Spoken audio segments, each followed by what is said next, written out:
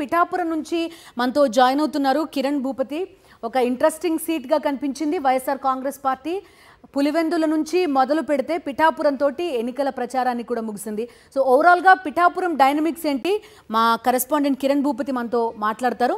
అంతకంటే ముందు ఒక్కసారి గుంటూరు వెళ్దాం. గుంటూరులో మా కరెస్పాండెంట్ అశోక్ లైవ్లో సిద్ధంగా ఉన్నారు. ఎన్నికల అధికారులు ఎలాంటి ఏర్పాట్లు చేశారు, ప్రచారానికి సంబంధించి కూడా ఫుల్ డీటెయిల్స్ అందిస్తారు. చెప్పండి అశోక్, ఎలక్షన్ అధికారులు ఏర్పాట్లన్నీ కంప్లీట్ చేసినట్టుగా చెప్తున్నారు.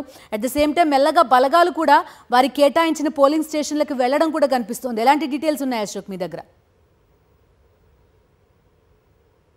2024 సార్వత్రిక ఎన్నికలకు సంబంధించి గతంలో ఎన్నడూ లేని విధంగా రాజకీయ పార్టీలు, అధికార ప్రతిపక్ష పార్టీలతో పాటు ఇతర రాజకీయ పార్టీలు పూర్తి స్థాయిలో ప్రచారం నిర్వహించాయి. కొద్దిసేపటి క్రితమే ఎన్నికల ప్రచారం ముగిసింది. అయితే అధికారులు కూడా పూర్తి స్థాయిలో పోలింగ్ ప్రక్రియకి సంబంధించిన ఏర్పాట్లు చేశారు. ఇప్పటికే దాదాపు 80% పైగా ఏర్పాట్లు పూర్తయినట్లు కూడా అధికారులు చెబుతున్నారు. గుంటూరు జిల్లాకు సంబంధించి మొత్తం గుంటూరు జిల్లా ఎంపీ స్థానానికి 15 మంది, ఎమ్మెల్యే అభ్యర్థులకు 122 మంది, అంటే గుంటూరు కొత్త జిల్లాకు 7 అసెంబ్లీ నియోజకవర్గాలకు సంబంధించి 122 మంది అభ్యర్థులు బరిలో ఉన్నారు. గుంటూరు జిల్లాకు సంబంధించి 17,91,543 మంది తమ ఓటు హక్కును వినియోగించుకొని ఇప్పటికే అధికారులు కొన్ని సమస్యాత్మకమైన ప్రాంతాలను కూడా గుర్తించారు. అక్కడ స్పెషల్ ఫోర్స్ను రంగంలోకి దించారు. మొత్తం కొత్త గుంటూరు జిల్లాకు సంబంధించి 70% పైగా వెబ్కాస్టింగ్ నిర్వహించాలని కూడా అధికారులు భావించారు. దాంతోపాటుగా ఇప్పటికే గ్రామాల్లో పోలీస్ సిబ్బంది కూడా చేరుకోవడం జరిగింది. దీంతో పాటుగా పల్నాడు జిల్లాకు సంబంధించి పల్నాడు జిల్లాలో మొత్తం 7 అసెంబ్లీ నియోజకవర్గాల్లో 4 అసెంబ్లీ నియోజకవర్గాలను ఎన్నికల సంఘం అత్యంత సమస్యాత్మకమైన నియోజకవర్గాలుగా ప్రకటించింది. మాచర్ల, గురజాల, అలానే వినుకొండ, పెదకూరపాడు. వీటికి సంబంధించి ఇప్పటికే స్పెషల్ ఫోర్స్ కూడా రంగంలోకి దింపారు. మొత్తం ఇక్కడ వెబ్కాస్టింగ్ 100కు 100% ఈ 4 నియోజకవర్గాల్లో వెబ్కాస్టింగ్ ద్వారా పూర్తి స్థాయిలో భద్రతా చర్యలు తీసుకున్నారు. ఓటింగ్ ప్రక్రియ కూడా పర్యవేక్షిస్తున్నారు. దాదాపు 800 కెమెరాలను కూడా ఏర్పాటు చేయడం జరిగింది. ఇప్పటికే స్పెషల్ ఫోర్స్ను కూడా రంగంలోకి దింపారు. పూర్తి స్థాయిలో అన్ని ఏర్పాట్లు పూర్తి చేశామని అధికారులు చెప్తున్నారు. ఎక్కడైతే సమస్యాత్మకమైన ప్రాంతాలు ఉన్నాయో అక్కడ 3 అంచెల భద్రతను కూడా ఏర్పాటు చేశారు. పూర్తిగా ఇప్పటికే అన్ని చర్యలు అయితే తీసుకోవడం జరిగింది. బిందు. Okay Ashok, thank you Ashok, Ravinder, అదేవిధంగా నాయుడు, సతీష్ మాతో జాయిన్ అయినందుకు.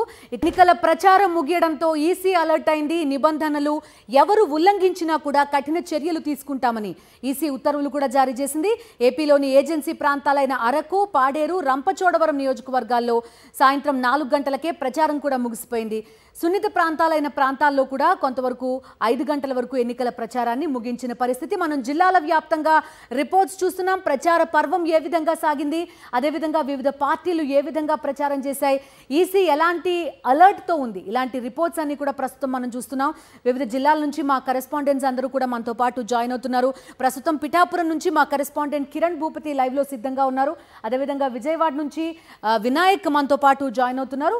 విశాఖపట్నం నుంచి రాజ్ కుమార్ మనకి లైవ్లో కనబడుతున్నారు. కడప నుంచి మనకి సుస్మిత ప్రస్తుతం లైవ్లో సిద్ధంగా ఉంది.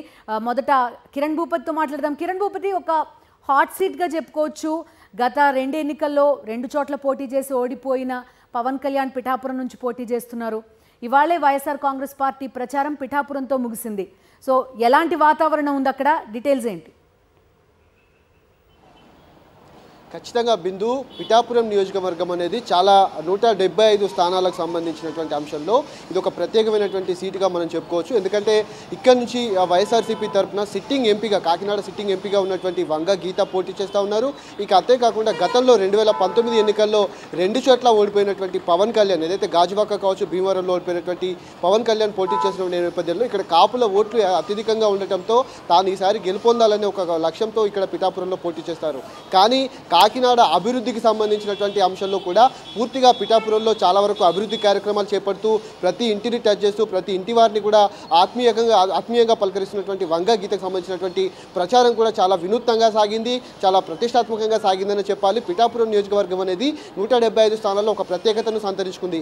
ఈరోజు జరిగినటువంటి వైఎస్ జగన్మోహన్ రెడ్డి సభ ఏదైతే ఉందో పూర్తి స్థాయిలో కొంత పిఠాపురం సీన్ అనేది మారుతూ వస్తోంది. గతంలో దాదాపు వారం 10 రోజుల నుంచి కూడా కొంత అనుమానాలు వ్యక్తమైనప్పటికీ కూడా సీఎం సీఎం జగన్ సభతో పూర్తిగా ఇక్కడ ఉన్నటువంటి సీన్ అంతా కూడా మారిపోయినటువంటి పరిస్థితులు అయితే కనబడుతున్నాయి. పిఠాపురం నుంచి వంగా గీతకు సంబంధించినటువంటి ఒక కీలక ప్రకటన కూడా వైఎస్ జగన్మోహన్ రెడ్డి చేయడం జరిగింది. తనను గెలిస్తే డిప్యూటీ సీఎం చేస్తానంటూ కూడా కొన్ని వ్యాఖ్యలు చేసినటువంటి నేపథ్యంలో ఖచ్చితంగా తాను లోకల్గా ఉంటాను, అభివృద్ధి కార్యక్రమాలు చేపడతాను, ఖచ్చితంగా రాబోయేటువంటి సమావేశాలు ఏవైతే ఉన్నాయో ఆ సమస్యలు ఏవైతే ఉన్నాయో ఆ సమస్యలన్నీ కూడా చేస్తానంటూ కూడా సమస్యలు పరిష్కరిస్తానంటూ కూడా వంగా గీత అందరికీ హామీ ఇవ్వడం జరిగింది. కానీ పవన్ కళ్యాణ్ గారికి ఇక్కడ పోటీ చేస్తే తాను గెలిచిన తర్వాత హైదరాబాద్లోనే ఉంటాడు, తాను ఇక్కడ ఏదైతే పిఠాపురం ప్రజలకు ఎక్కడ కూడా అందుబాటులో ఉండడు, తాను లోకల్గా ఉండేటువంటి వ్యక్తి కాదంటూ కూడా కొంత సంకేతాలు అయితే పిఠాపురం ప్రజల్లోకి వెళ్ళాయి. ఖచ్చితంగా వంగా గీతకు సంబంధించినటువంటి ప్రచారం కూడా చాలా వరకు కొనసాగుతూ వస్తుంది. మనం హైదరాబాద్ నుంచి వచ్చినటువంటి సందర్భంలో కూడా 15 రోజుల నుంచి కూడా గ్రౌండ్ లెవెల్లో తిరగడం జరిగింది. వంగా గీతకు కొంత పాజిటివ్ వేవ్స్ అయితే ఇక్కడ కనబడుతున్నటువంటి ప్రచారం అయితే మనకు కనిపించింది. ఖచ్చితంగా సీఎం జగన్మోహన్ రెడ్డి సభ తర్వాత కూడా పరిణామాలు అయితే కొంత మారినట్టుగా ఇక్కడ పిఠాపురం సీన్ అయితే మనకు అర్థమవుతుంది.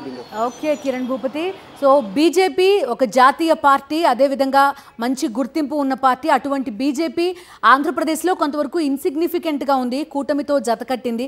కానీ కూటమితో పొసగని పరిస్థితులు కూడా చాలాసార్లు చూసాం, అది ప్రచార పర్వంలో చాలా క్లియర్గా కనిపించింది. సో బీజేపీకి సంబంధించి ఎలాంటి అంచనాలు ఉన్నాయి, దీంతో పాటుగా అక్కడ అభ్యర్థులు ఏమనుకుంటున్నారు, వినాయక్ చెప్తారు. వినాయక్,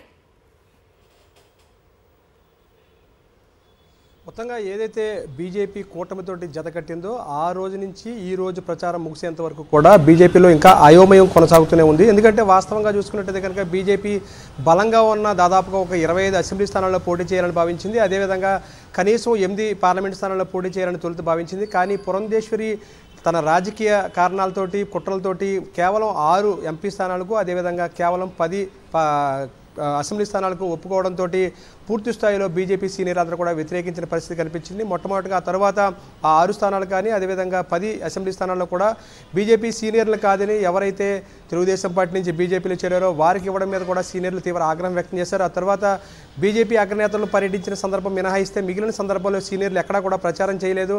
వాస్తవంగా విశాఖపట్నానికి సంబంధించి జీవీఎల్ ఆశించారు, అదేవిధంగా అనకాపల్లికి సంబంధించి సీనియర్ నేతలు అదేవిధంగా మాధవ్ ఆశించారు, ఆ తర్వాత రాజమండ్రికి సంబంధించి సోమవీర్రాజు ఆశించారు, అదేవిధంగా తపనా చౌదరి ఏలూరు ఆశించారు. అదేవిధంగా ఈ నేపథ్యంలో ఈ విధంగా సీనియర్లు అంతా కూడా ఆశించినప్పటికీ వారెవరికి కూడా టికెట్లు దక్కపోవడంతో వారంతా కూడా తీవ్ర నిరాశ నిస్పృహలతోటి ఈ ఎన్నికల ప్రచారానికి పూర్తిగా దూరంగా ఉన్నారని చెప్పుకోవచ్చు. కేవలం ఎవరైతే ప్రధానమంత్రి మోదీ పర్యటించిన సందర్భంలో కానీ అదేవిధంగా అధ్యక్షుడు నడ్డా పర్యటించిన సందర్భంలో కానీ అమిత్ షా పర్యటించిన సందర్భంలో మాత్రమే అగ్రనేతల సందర్భంలో మాత్రమే వారంతా కనిపించారు తప్పితే ఎక్కడా కూడా సీనియర్ల వరకు కూడా ప్రచారానికి కనిపించలేదు. మరోవైపు మనం చూస్తే కనుక రాత్రి తెలుగుదేశం పార్టీ నుంచి బీజేపీలో చేర్చుకున్న టికెట్లు ఇచ్చిన దాని వ్యవహారం మీద కూడా బీజేపీ సీనియర్లు కూడా తీవ్ర ఆగ్రహం వ్యక్తం చేస్తూ ట్వీట్లు చేసిన పరిస్థితి ఉంది. దాని మీద అగ్రనాయకత్వానికి కూడా ఫిర్యాదు చేసిన పరిస్థితి. ఉదాహరణకు మనం చూసుకుంటే కనుక అనపర్తిలో అదేవిధంగా బద్వేలులో కూడా ఇద్దరు కూడా 2 చోట్ల కూడా తెలుగుదేశం పార్టీ నుంచి రాత్రి టికెట్లను అంటే రాత్రి బీజేపీలో చేర్చుకుని టికెట్లు ఇవ్వడం మీద పూర్తి స్థాయిలో అక్కడ వ్యతిరేకత కనిపించింది. ఆ తర్వాత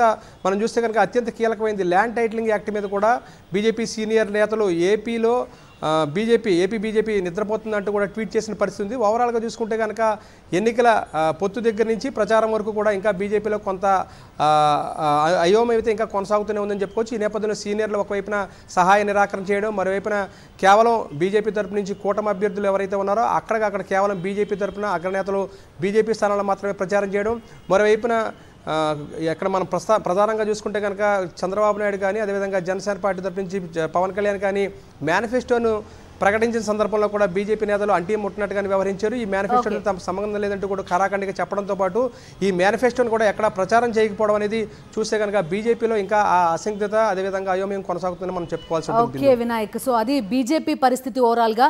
జాతీయ పార్టీ అయినప్పటికీ కూడా కొంతవరకు పొసగకపోవడం, అదేవిధంగా ఒరిజినల్ బీజేపీ నేతలు ఆగ్రహంతో ఉండడం అనేది ఇక్కడ ప్రధానంగా కనిపించినట్టుగా మా కరెస్పాండెంట్ వినాయక్ ప్రస్తుతం రిపోర్ట్ చేస్తున్నారు. అదేవిధంగా నెల్లూరు నుంచి మనతో పాటు జాయిన్ అవుతున్నారు వెంకటనారాయణ, ప్రస్తుతం లైవ్లో సిద్ధంగా ఉన్నారు. వెంకటనారాయణతో మాట్లాడదాం. అంతకంటే ముందు విశాఖపట్నం వెళ్దాం. కొంత మల్టీ కల్చరల్ సిటీగా దీన్ని చెప్పుకోవచ్చు.